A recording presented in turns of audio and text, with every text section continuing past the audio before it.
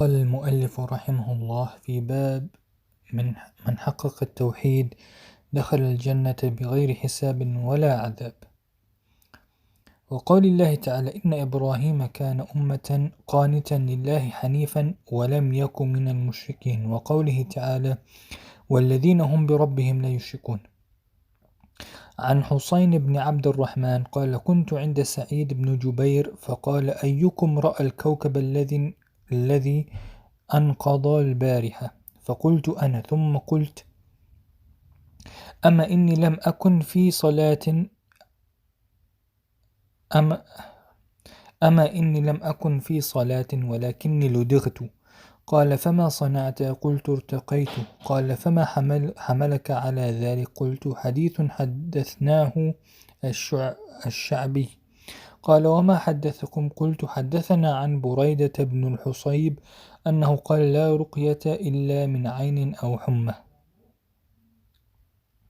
فقال قد أحسن من انتهى إلى ما سمع، ولكن حدثنا ابن عباس عن النبي صلى الله عليه وسلم أنه قال عرضت علي الأمم فرأيت النبي ومعه الرهط والنبي ومعه الرجل والرجلان والنبي وليس معه أحد،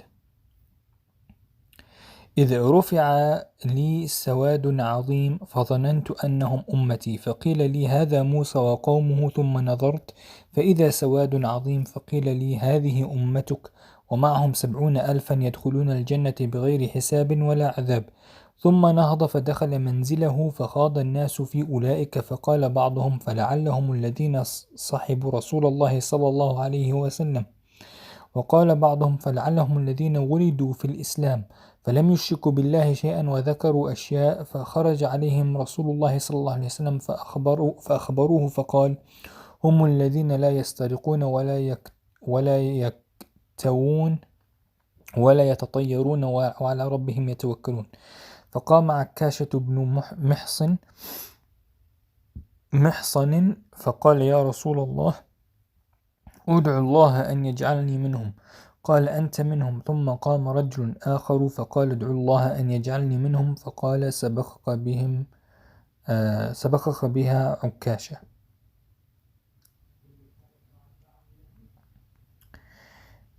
So explanation of this chapter. It is the chapter of the person who perfects or completes or perfects his Tawheed, that he will enter paradise without being held account and without punishment.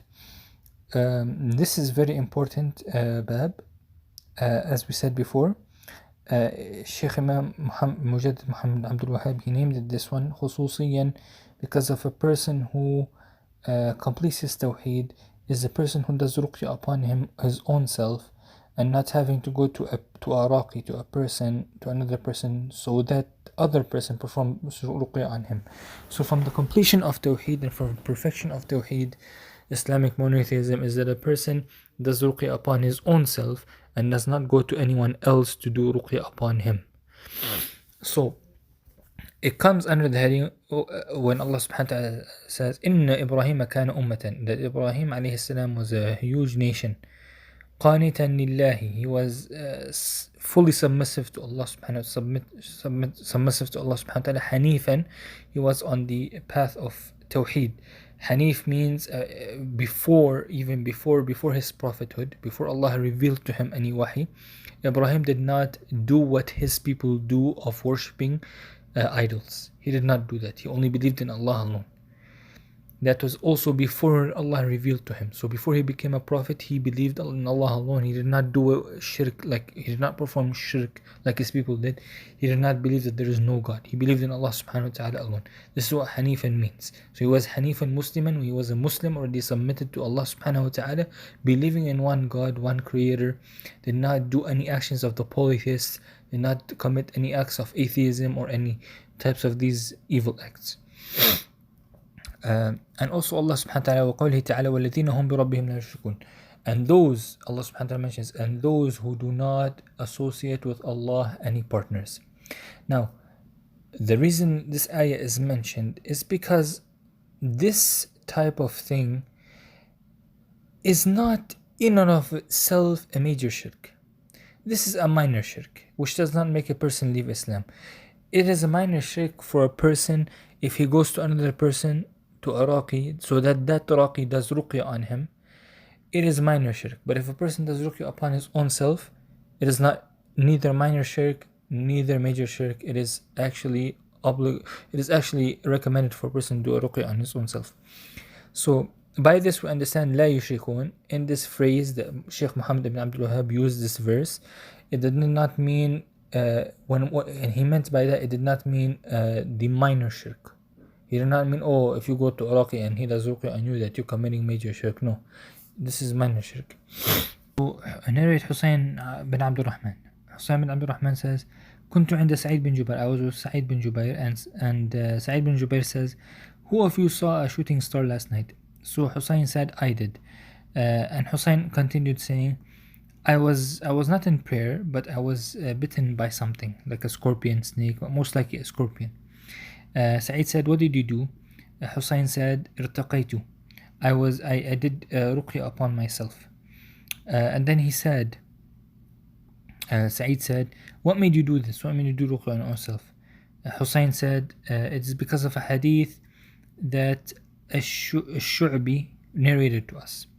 And then Sa'id said, what is this hadith? Hussein said, Shu'bi told us that Buraidah bin al-Husayb narrated to him that the Prophet said there is no ruqya except for someone who has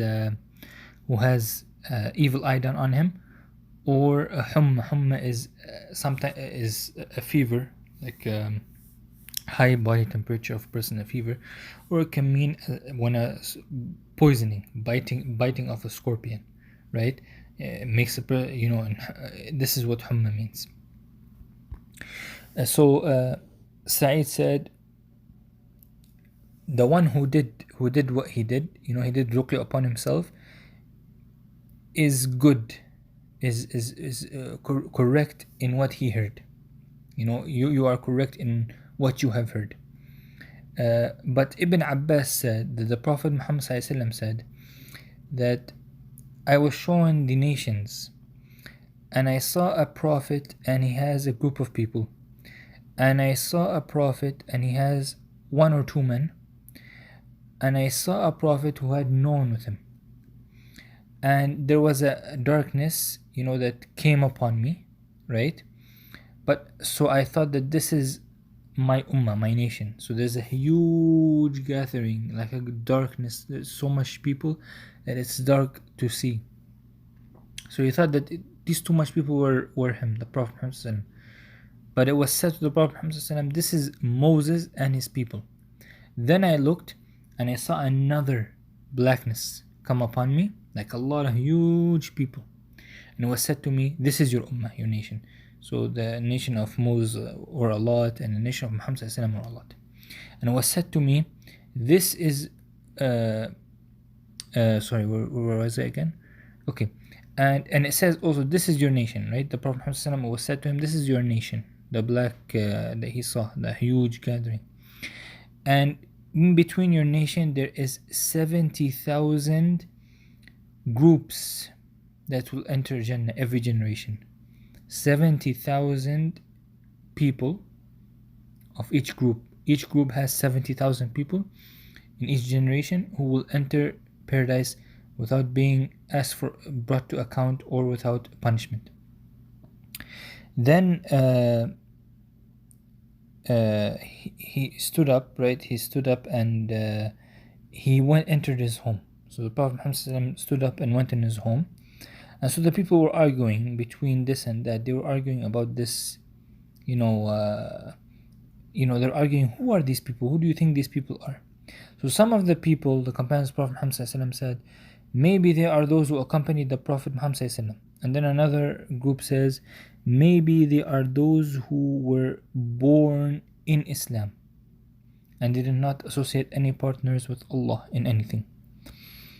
And they mentioned some things, and then the Prophet Muhammad came out to them and they asked him, oh Prophet Muhammad, who are those people that you're mentioning about, those 70,000 of our ummah who will enter paradise without being brought to account or without punishment. They are those who do not yastarqun, do not go and ask others to do ruqya upon them, and they do not practice evil omen, um, and they do not cauterize themselves, and upon their Lord they place their trust. And so Ukasha stood up, Ukasha bin Muhsin stood up, and he says, O Messenger of Allah, supplicate Allah for me to make me up among those 70,000 who enter Jannah without any account or without any punishment. The Prophet says, you are from among them, O Ukasha. Then another man stood up and said, O Messenger of Allah, supplicate Allah to make me from among these 70,000. But the Prophet said, Ukash already won the race before you. He said this before you. So by this we know الأولى معرفة مراتب الناس في التوحيد. It is to know from this understanding of the hadith and narration that it is to know the ranks of people when it comes to Tawheed, who has more stronger Tawheed than the other. الثانية ما معنى تحقيقه. What is the meaning of doing this, completing the Tawheed. الثالثة ثناؤه سبحانه على إبراهيم, as Allah praises Ibrahim alayhi salam, and he says he was not from those who are the mushrikun, who associate partners with Allah. Fourth one, ثناؤه على سادة الأولياء بسلامتهم من الشرك. He praises those upon the leaders among the awliya that are free from shirk. الخامسة كون ترك الرقية والكي من تحقيق التوحيد. That leaving someone to do ruqya upon you is from completion of Tawheed, because you're putting trust in Allah subhanahu wa ta'ala, not putting trust in anyone else. So this is the meaning of minor shirk, is when you go to a person to give you ruqya, you believe that this person is more rightful to give you than Allah, to give you by Allah, than Allah subhanahu wa ta'ala straight. السادسة كون الجامع لتلك الخصال هو التوكل. The completion of all of these categories is placing trust in Allah subhanahu wa ta'ala. السابعة عمق علم الصحابة لمعرفتهم أنهم لم ينالوا ذلك إلا بالعمل. It is the vast knowledge, the strong knowledge of the Sahaba, that they knew that they will not achieve Tawheed except through action. الثامنة, the eighth, حرصهم على الخير. The Sahaba were always firm in doing good. التاسعة فضيلة هذه الأمة بالكمية والكيفية. This ummah, blessed ummah of Prophet Muhammad is through Allah, large amount of Muslims, large amount of nation of the followers of Prophet Muhammad in a huge number and in sufficient numbers. العاشرة فضيلة أصحاب موسى. We also understand that when the Prophet Muhammad saw the black sawad, the black darkness before he saw it was the virtues of the companions of Moses عليه السلام. الحادية عشر عرض الأمم عليه السلام. When عرض الأمم عليه السلام. So basically when the Prophet Muhammad saw his ummah, right? And he saw the other ummah as well. So he knew by that how to, that our ummah is blessed. الثانية عشر أن كل أمة تحشر وحدها مع نبيها. That every nation will be gathered alone with the prophet that came to them. الثالثة عشر is قلة من استجاب للأنبياء. قلة من استجاب للأنبياء. That little are those who followed the prophets mostly. There are little in number. So like the ghuraba of this nation, the strangers, are very little in number. And where the many people do not follow the Prophet Muhammad in everything in the Sunnah, or they kind of go, sway. Sometimes there's innovators, a lot of innovators, and so the like of that. الرابعة عشرة أن أن من لم يجبه أحد يأتي وحده. That those who do not have someone to when we talked about the last person, the one who did not, the last prophet, the last man who he did not have anyone with him, any followers.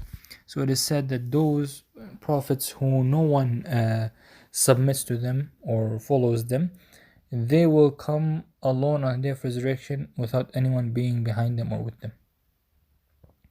الخامسة عشرة ثمرة هذا العلم, the fruit, the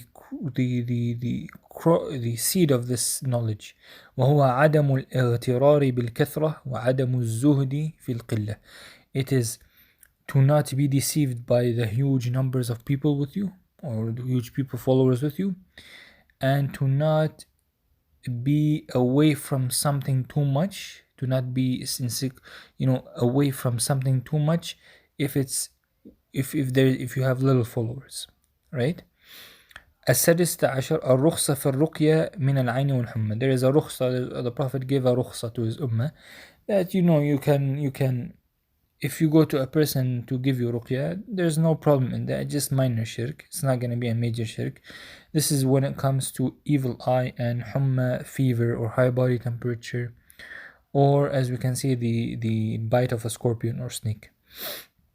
السابعة عشرة عمق علم السلف لقوله قد أحسن من انتهى إلى ما سمع ولكن كذا وكذا. فعلم أن الحديث الأول لا يخالف الثاني. So it is that the Salaf going deep down to the statement of the Prophet Muhammad sallallahu alaihi wasallam. It is sufficient for one who to قوله Sa'id bin Jubair, when he said it is good for one of you to stop at what he has heard, sufficient for him to only mention what he heard, not exceed that. ولكن كذا وكذا, but I have heard so and so. So there is different views, different opinions in that because of the different narrations, because they know that the first hadith, when the hadith that Husayn bin Abd al-Rahman mentioned, Sa'id bin Jubair mentioned another hadith, right, which is the other hadith says there's no khilaf in it, there's no contradiction. It's just that there's two different views of that. There's no contradiction with both of them, but they say that both are acceptable, but one is much better than the other. This is what we understand by that. الثامنة عشرة بعد السلف عن مدح الإنسان بما ليس فيه. The Salaf were staying away from praising a person in something that this person does not have. So they did not praise a person in something that this person did not do or did not have. التاسعة عشرة قوله أنت منهم علم من أعلام النبوة. You are from them. It is a like a alam. It is a sign from the signs of prophethood, of prophecies. العشرون فضيلة عكاشة. The virtues of عكاشة. الحادية والعشرون استعمال المعاريض. والثانية والعشرون حسن خلقه صلى الله عليه وسلم. The ثانية والعشرون is the good manners of the Prophet Muhammad صلى الله عليه وسلم. So باب الخوف من الشرك وقوله تعالى. We go to another chapter. إن الله لا يغفر أن يشرك به ويغفر ما دون ذلك لمن يشاء إلى آخر الآية. وقال الخليل عليه السلام واجنبني وبني أن نعبد الأصنام. وفي الحديث أخوف ما أخاف عليكم الشرك الأصغر فسئل عنه فقال الرياء. وعن ابن مسعود رضي الله عنه أن رسول الله صلى الله عليه وسلم قال من مات وهو يدعو من دون الله ندا دخل النار. رواه البخاري. ولمسلم عن جابر رضي الله عنه أن رسول الله صلى الله عليه وسلم قال من لقي الله لا يشرك به شيئا دخل الجنة ومن لقيه يشرك به شيئا دخل النار. فيه مسائل. الأول الخوف من الشرك، والثانية أن الرياء من الشرك، والثالثة أنه من الشرك الأصغر، الرابعة أنه أخوف ما يخاف منه على الصالحين، الخامسة قرب الجنة والنار، السادسة الجمع بين قربهما في حديث واحد، السابع أنه من لقيه يشرك به شيئا أي بالله سبحانه وتعالى دخل النار ولو كان من أعبد الناس. الثامنة المسألة العظيمة وهي سؤال الخليل له ولبنيه وقاية عبادة الأصنام. التاسع اعتباره بحال الأكثر لقوله رب إنهن أضلن كثيرا من الناس. العاشرة فيه تفسير لا إله إلا الله كما ذكره البخاري. 11 فضيلة من سلم من الشرك. So as we see here in the bab, الخوف من الشرك, being afraid of shirk, whether it is major or minor shirk. قوله تعالى, as Allah says, إن الله لا يغفر أن يشرك به ويغفر ما دون ذلك لمن يشاء. Indeed, Allah does not forgive those who associate partners with Him, but He forgives other than it, other than associating partners. لمن يشاء, لمن يشاء is added for whoever He wills. So He may punish him or He may forgive him. As we previously said in the first video of about when reading the first video when reading the starting of Kitab Tawheed, that Allah subhanahu wa ta'ala forgives anything except for shirk. So for the one who commits shirk, Allah does not forgive him at all, does not have another option. He punishes him. But the one who does not commit shirk but he has innovations, is still a Muslim, still in the fold of Islam, still muwahid, he is a person who Allah may forgive him, may punish him, or may forgive him. So there is still a hope for that. So if we go to قال الخليل عليه السلام, Ibrahim عليه السلام said in the Quran, as mentioned, O Allah, keep me away and keep my offspring away from worshipping idols. And in the hadith, أخوف ما أخاف عليكم الشرك الأصغر, the Prophet Muhammad said, the most feared thing I fear for you, O my nation, is the minor shirk, which is basically shirk that does not make a person leave the fold of Islam. And he was asked, what is an example of minor shirk? So the Prophet said an example of it is riya, showing off. Showing off does not make a person a kafir, but it makes him a sinner, a huge. It's a major shirk. Major sin.